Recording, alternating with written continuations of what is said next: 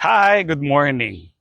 Kung kayo ay takot magpa-blood pressure, kung kayo ay takot magpa-doktor, kung kayo ay takot magpabunot ng ipin sa dentista, ito ang kailangan nyo mapanood na video, no?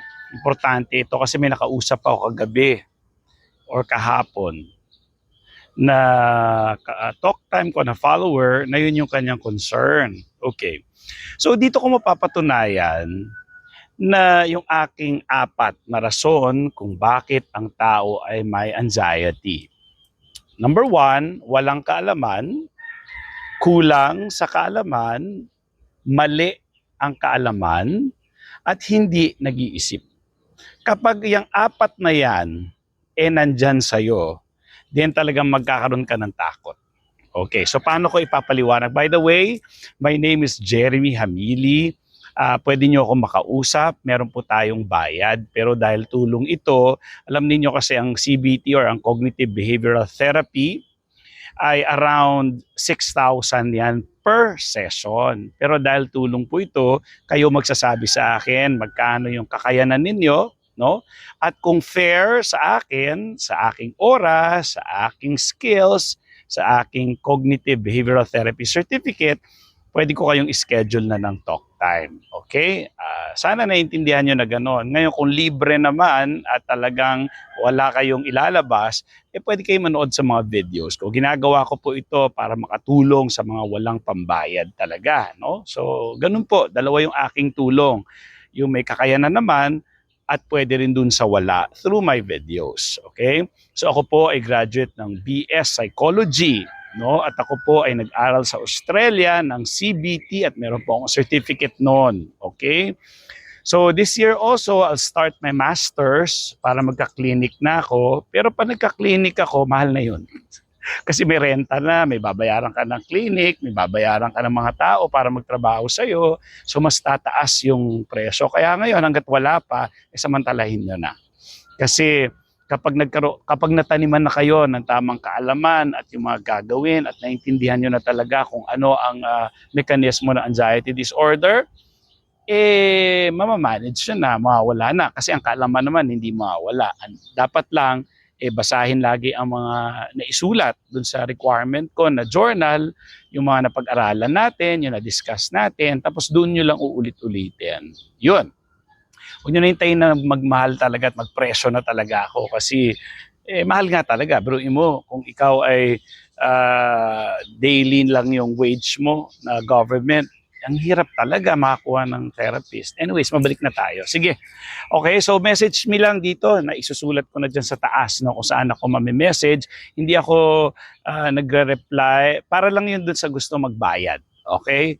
Pag hindi, sa video ko na kayo manood. No? Message nyo ako sa Facebook at panoorin nyo yung YouTube ko, nandyan lang din sa taas. O sige, mabalik na tayo. So patutunayan ko lang na yung apat na yon kapag present, talaga matatakot ka. So klinaro ko sa kanya kung ano yung pagkuha ng blood pressure, pagpunta sa doktor, pati yung sa pagbunot ng ipin. No? Yung pagbunot ng ipin, hindi sa kanya, sa ibang follower pa yon. O sige, ito na yung kwento. Sabi ko ganon, una, ang blood pressure, you need to understand na talagang nagfa-fluctuate ang blood pressure natin the whole day.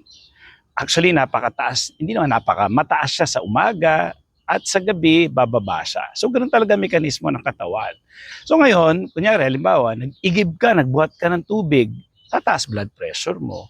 Pag ikaw ay busog, mataas din ang blood pressure mo kasi kailangan niyang tunawin yung kinain mo. So, yung dugo natin, tumatakbo yan sa buong katawan, dala-dala niya yung oxygen para gumana yung mga parte ng katawan natin na dapat gumana sa oras na yon o sa kondisyon na yun. Halimbawa, busog ka, kailangan yung tunawin yung iyong kinain. So, mataas ang BP mo kasi tinutunaw niya. So, ngayon, kung halimbawa, ikaw ay natatakot, tataas din yung BP mo. Ngayon, so paano yun? So, hindi ka nakakain, hindi ka nagpapakabusog kasi tumataas BP mo. So, ano yun? Hindi ka na mag-iigib ng tubig kasi tataas BP mo. So, ano yung gagawin? Diba? So, kailangan nyo maintindihan na normal lang po na nagfa-fluctuate ang BP. Kailan po dapat mag-alala? mag-aalala ka na, tinan niyo yung mga doktor, ito pruweba ha.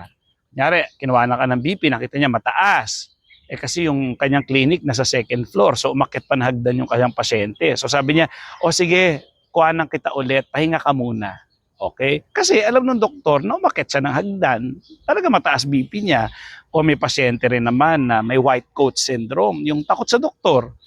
So, kaya ang ginagawa ng doktor, pag dito ka kinukuha ng mataas ka, sa bahay mo na lang, i-monitor mo, ganitong oras, ganito, sasabihin na kung paano gagawin. Kasi naintindihan ng doktor din mismo na ang BP ay nagpa-fluctuate talaga, depende. No? Ngayon, kailan po ba mag-aalala? Kapag normal, yung wala kang ginagawa, nagpapahinga ka lang, hindi ka ninenervyos, wala, yung normal, no? Walang ginagawa, no anything, no activity, hindi ka busog na busog, hindi mo hino-hold yung ihi mo, pati pag hold ng ihi, tumataas ang BP, no? So hindi mo hino-hold, tapos mataas nakuha yung BP mo. Then punta ka na sa doktor. Hindi rin kailangan matakot. Kasi kadalasan kapag nagkakaedad talaga, medyo tumataas na rin yung BP, depende sa lifestyle, kung ano ang pinagagawa. So ang kagandahan nun, mabibigyan kayo ng maintenance ng doktor at yung maintenance ang nagpapahaba sa buhay. So, mas maagang nakikita ang mataas na blood pressure, mas hahaba ang buhay mo kung maagapan at magkakaroon ka ng maintenance. O ngayon, pag naintindihan mo na, ganun pala yun, hindi pala porket kinuhanan ako ng BP mataas ngayon, ibig sabihin, delikado na ako. Lalo na kung bata ka pa naman, diba? So, yun. So, nawawala yung sabi ko sa kanya, so kamusta?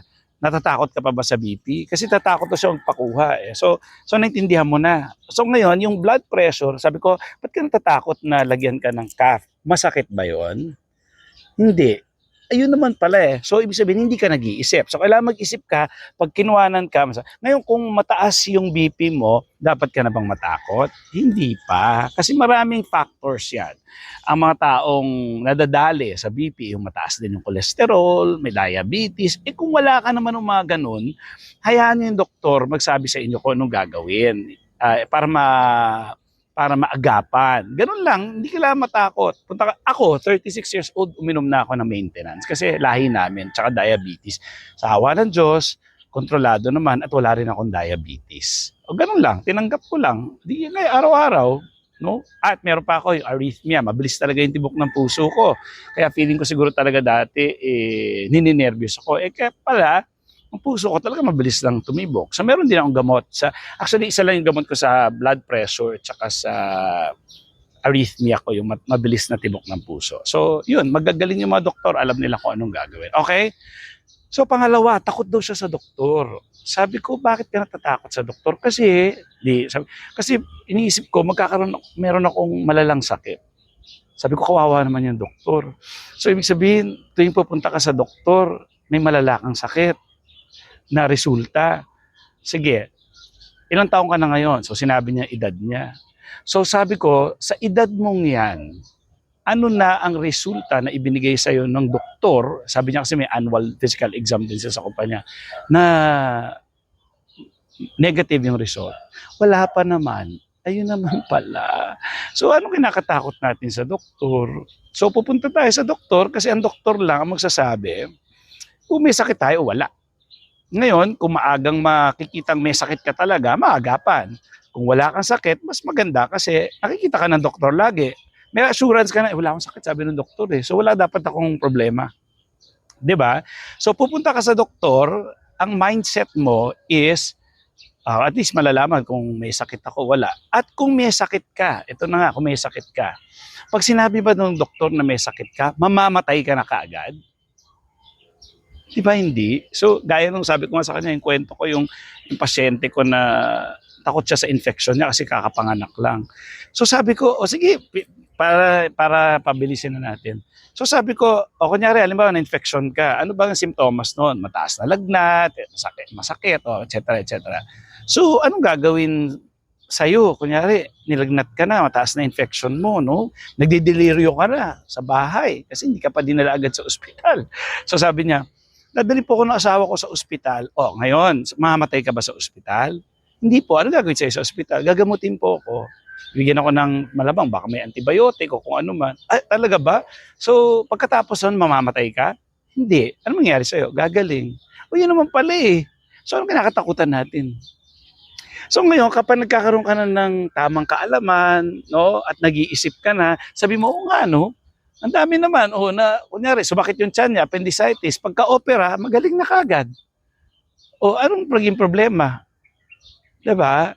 So, kung mag-iisip tayo, oo nga, no, may doktor pala, gumagaling pala, may gamot pala. Ang problema kasi ng tao may anxiety disorder, feeling niya patay siya kagad. So ngayon, takot ka pa ba pumunta sa doktor? Oh, hindi na. Susubukan ko pa pupunta ako, may schedule ako. Sige, very good.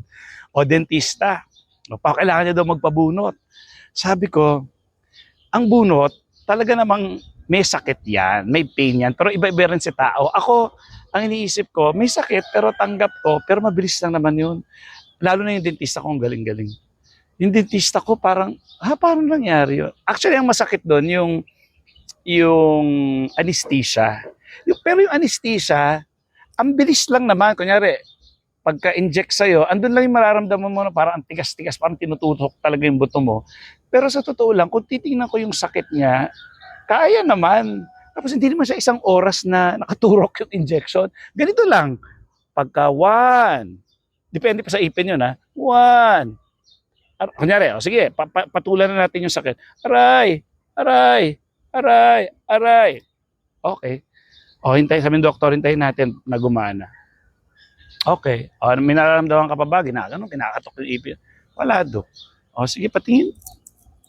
Tapos, bigla maya-maya, sabi ko, o sige, mumug ka na. Ha? Tapos na? Kasi magaling siya niloloko niya ako. Hindi ko alam na tinanggal niya na pala. Sabi ko, galing ng dentista to.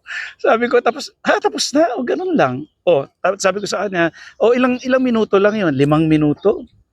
So, yung 5 minuto na hindi naman ganun pa kasakit, talaga bang kailangan natin katakutan yon? So, ang sabi ko sa kanya, tatanggapin natin yung pain kasi may dentista ganun talaga.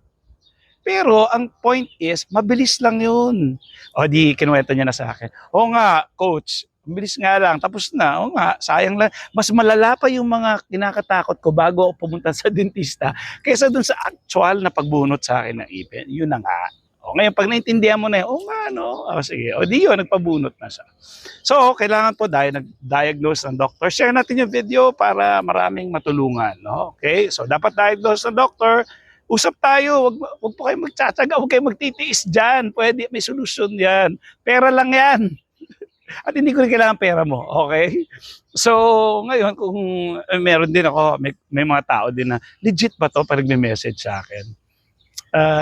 Yeah, legit po. Basta yung nandito, yung nilagay ko, legit yan. Okay? Sige, bye. Thank you.